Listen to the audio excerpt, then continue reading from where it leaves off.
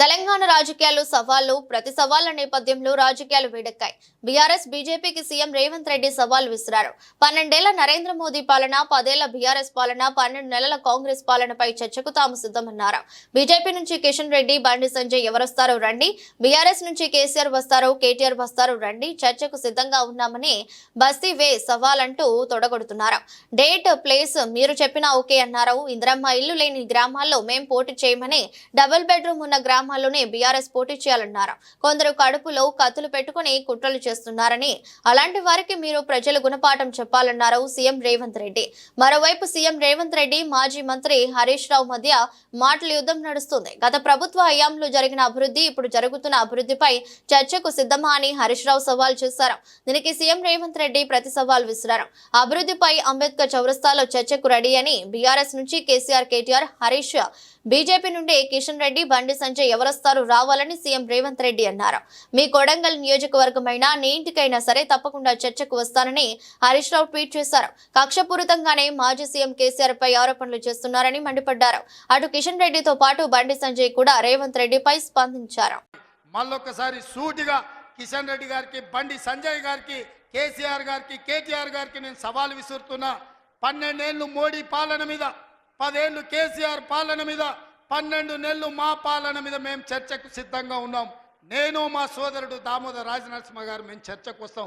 తారీఖు చెప్పండి, ఏ సెంటరో చెప్పండి, ఏ సెంటర్ అయినా మేము తయారు. మీరు సిద్ధమైతే రాండి. ఎవరు ఏం చేసిండ్రో చర్చ చేద్దాం, తేలుద్దాం. తెలంగాణ ప్రజలకు వాస్తవాలు చెబుదాం. ఇంత గొప్ప 10 ఏళ్ళు నా మీద కక్షతోని, పాలమూరు మీద పగతోటి చంద్రశేఖరరావు ఈ ప్రాజెక్టును పక్కన పెడితే, ఈ రోజు నేను వచ్చిన తర్వాత తిరిగి వాటిని దుమ్ము దులిపి పనులు మొదలుపెట్టిన.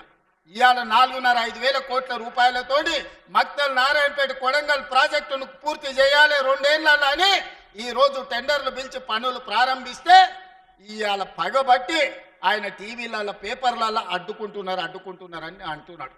నేను అడుగుతున్న చంద్రశేఖరరావు, నువ్వు 70 ఏళ్ళు మాకు అన్యాయం జరిగింది.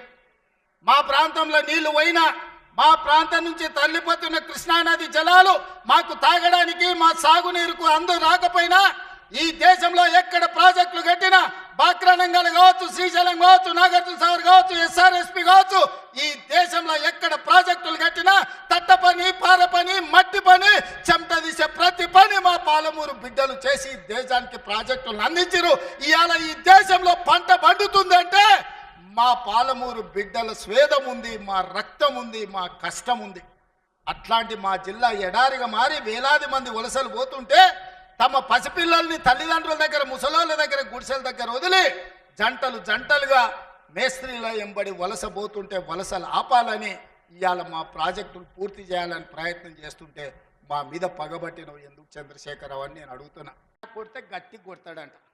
ఆయన కొడితే ఎంత గట్టి కొడతాడంట అంటే, ఇక అది చెప్పనలవి కాదంట.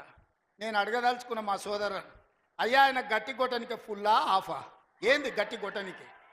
ఏం కొడతాడు ఆయన? కొడితే గిడితే ఓ ఫుల్లు, ఓ ఆఫ్ గట్టి కొట్టగలడు. అంత మించి గట్టి కొట్టేది ఏందుంది? 10 ఏళ్ళు నువ్వు గట్టి కొట్టేటోని ఆయన ఉంటే, నిజంగానే నువ్వు గట్టి కొట్టాలంటే డ్రగ్స్ పార్టీలు ఫామ్ హౌస్లలో చేస్తున్న నీ కొడుకును వంగబెట్టి గట్టి కొట్టు, వానికి బుద్ధి వస్తుంది. ఢిల్లీలో లిక్కర్ దందాలు చేసి తెలంగాణ గౌరవాన్ని తీసిన నీ బిడ్డను దౌడ మీద అంగబెట్టి గట్టి కొట్టు. తెలంగాణ పరువు తీసినందుకు గట్టి కొడితే వస్తుంది. కాళేశ్వరం పేరు మీద 1,00,000 కోట్లు మింగిన నీ అల్లుని దౌడ మీద అంగబెట్టి కొట్టు గట్టిగా. అప్పుడు వానికి బుద్ధి వస్తుంది, సిగ్గు వస్తుంది. తెలంగాణను ముంచినందుకు గట్టి కొట్టేది ఉంటే నీ ఇంట్లో కొట్టు, వాళ్ళని దారిలో పెట్టు. కాంగ్రెస్ను గట్టి కొడతా అంటే మా కాంగ్రెస్ పార్టీ కార్యకర్తలు ఊరుకుంటారా? రా, ఎంత గట్టి కొడతావో చూద్దాం.